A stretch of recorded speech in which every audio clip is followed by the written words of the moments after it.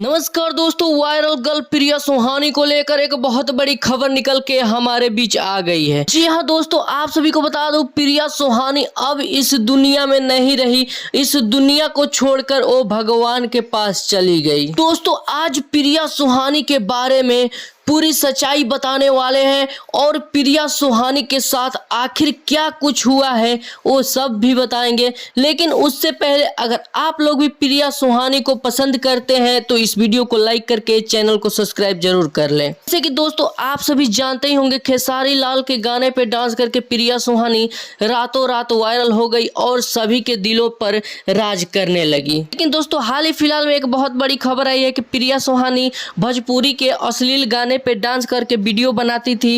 वो प्रिया सुहानी का video viral हो गया और प्रिया सुहानी के गांव वाले और उनके रिश्तेदार प्रिया सुहानी को बहुत खरी खोटी सुनाए हैं। और दोस्तों आप सभी को बता दूं, प्रिया सुहानी के पिताजी का घर से निकलना मुश्किल हो गया है। इसी वजह से प्रिया सुहानी का अचानक तबीयत खराब हो गया है और उन्हें अस्पताल में भर्ती करवाया गया है। तो दोस्तों आप सभी को ये जानकारी कैसी लगी कमेंट करके जरूर बताएं और चैनल पर नए हैं तो चैनल को सब्सक्राइब जरूर कर ले। धन्यवाद दोस्तों।